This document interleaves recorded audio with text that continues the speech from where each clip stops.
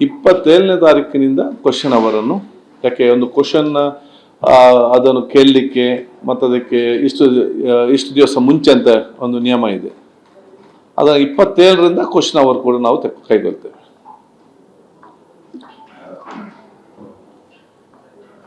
ಇನ್ನೆಲ್ಲ ತಗ ಸಹಕಾರ ಕೊಟ್ಟಿದ್ದೀರಿ, ಈ ವೃತ್ತಿ ನಮ್ಮ ಸಹಕಾರ ಅಗತ್ಯ ಅಂತ ಹೇಳಲಿಕ್ಕೆ ಬಯಸ್ತೇನೆ. ಯಾವುದು ಅದೀಗ ನಾಳೆ, ಈಗಾಗಲೇ ಬಹುಶಃ ನಾಳೆ ನಮ್ಮಲ್ಲಿ ಬಿಸ್ನೆಸ್ ಅಡ್ವೈಸರಿ ಕಮಿಟಿ ಮೀಟಿಂಗ್ ಇದೆ. ಅದು ಎಲ್ಲ ಆಡಳಿತ ಪಕ್ಷದ ಪ್ರತಿಪಕ್ಷದ ಪ್ರಮುಖರು ಕೂಡ ಭಾಗಿಯಾಗ್ತಾರೆ. ನಮ್ಮ ಈ 31ನೇ ತಾರೀಕಿನ ತನಕ ನಡೆಯುವಂತಹ ಈ ಅಧಿವೇಶನದ ಎಲ್ಲ ಅಜೆಂಡಾವನ್ನು ನಾವು ತೀರ್ಮಾನ ಮಾಡ್ತೇವೆ. ಎರಡು ಸಬ್ಸಾಫ್ರೆಂಟ್ಸ್ ಈಗ ರಾಜ್ಯಪಾಲರ ಭಾಷಣದಲ್ಲಿ ಒಂದೊಂದು ನಿರ್ಣಯ ಚರ್ಚೆ ಬೇರೆ ಮತ್ತು ವಿಬಿಜಿ ರಾಮ್ಜಿ ಕಾಯ್ದೆ ತುರ್ತು ಅಧಿವೇಶನ. ಹೌದು, ಯಾವುದು ಆತರ ಸ್ಪ್ಲಿಟ್ ಮಾಡ್ಕೊಂತೀರಾ? ಅಲ್ಲ, ಅದನ್ನೇ ಈಗ ನಮ್ಮಲ್ಲಿ ಒಂದು ಕೆಲವು ಆಲೋಚನೆಗಳಿದೆ. ಅದು ನಾಳೆ ಅದನ್ನು ಬಿಸ್ನೆಸ್ ಅಡ್ವೈಸ್ ಕಮಿಟಿಯಲ್ಲಿ ಕೂತ್ಕೊಂಡು ಆಡಳಿತ ಪಕ್ಷ ಅಭಿಪ್ರಾಯ, ಪ್ರತಿಪಕ್ಷ ಅಭಿಪ್ರಾಯ ಮತ್ತು ನಮ್ಮ ಅಭಿಪ್ರಾಯ ಅನುಗುಣ ಸೇರಿಸಿ ಅದಕ್ಕೆ ತೀರ್ಮಾನ ನಾವು ಮಾಡ್ತೇವೆ. ಸೆಂಟ್ರಲ್ ಆಕ್ಟ್ ಬಗ್ಗೆ ರಾಜ್ಯ ಸರ್ಕಾರ ಚರ್ಚೆಯನ್ನು ಇನಿಶಿಯೇಟ್ ಮಾಡಿ ಉತ್ತರ ಕೊಡೋಕ್ಕಾಗಲ್ಲ. ಅಧಿವೇಶನದಲ್ಲಿ ನೋಡುವ. ಈಗ ಯಾವುದು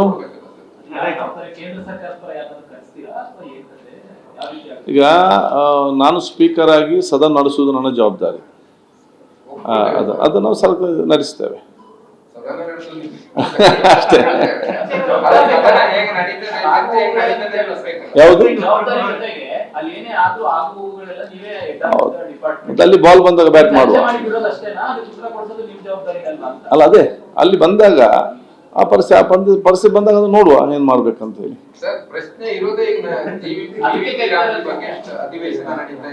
ಇಲ್ಲಿ ಎರಡು ಇದೆ.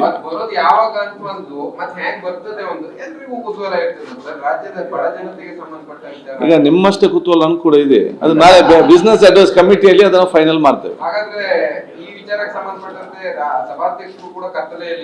ಹಾಗಂತಲ್ಲ, ಬಿಸ್ನೆಸ್ ಅಡ್ವೈಸ್ ಕಮಿಟಿ ಎಂದು ಇದ್ದ ಸಂದರ್ಭದಲ್ಲಿ ಅಲ್ಲಿ ತೀರ್ಮಾನ ಆದದ್ದನ್ನೇ ನಾವು ಹೇಳ್ಬೇಕು. ಅದಕ್ಕೆ ಮುಂಚೆ ನಮ್ಗೆ ಯಾವ್ದು ಅಭಿಪ್ರಾಯ ಕೊಡಬಾರ್ದಲ್ಲ. ಸರ್, ಸರ್ಕಾರ ಈಗಾಗಲೇ ತಿಳಿಸಿದೆ ವಿಬಿಜಿ ಕಾಯ್ದೆ ಬಗ್ಗೆ ನಾವು ಚರ್ಚೆ ತೆಗೆದುಕೊಡ್ತಾ ಇದ್ದೀವಿ, ವಿಶೇಷ ಅಧಿವೇಶನ ತಿಳಿಸಿದೆ, ನಮ್ಮ ಗಮನಕ್ಕೂ ಇದೆ. ಈಗ ಆಮೇಲೆ BSc ಆದಾಗ ನಮ್ಗೆ ಗೊತ್ತಾಗುತ್ತೆ, BSc ಚರ್ಚೆ ಅಂತಂದ್ರೆ ಈಗ ಒಂದ್ ಸೈಡ್ ಡಿಬೇಟ್ ಆಗುತ್ತೆ. ಇಡೀ ಒಂದು ಬಿಲ್ ಬಗ್ಗೆ ಒಂದ್ ಸೈಡ್ ಡಿಬೇಟ್ ಆಗುತ್ತೆ. ಬಿಜೆಪಿ ಅವ್ರ ಬಗ್ಗೆ ಮಾತನಾಡ್ತಾ ಇದ್ದಾರೆ. ಉತ್ತರ ಯಾರು ಕೊಡ್ತಾರೆ? ಮುಖ್ಯಮಂತ್ರಿಗಳು ಕೊಡ್ತಾರ ಅಥವಾ ಬಿಜೆಪಿ ಅವ್ರು ಕೊಡ್ತಾರ ಅಥವಾ ರಾಜ್ಯಪಾಲರು ನಾವು ಕೊಡ್ತೀರಾ? ಯಾರು ಕೊಡ್ತಾರ? ಅದೊಂದು ರೀತಿ ಒಂದ್ ಸೈಡ್ ಆದಂಗ ಆಗುತ್ತೆ ಅಂತ.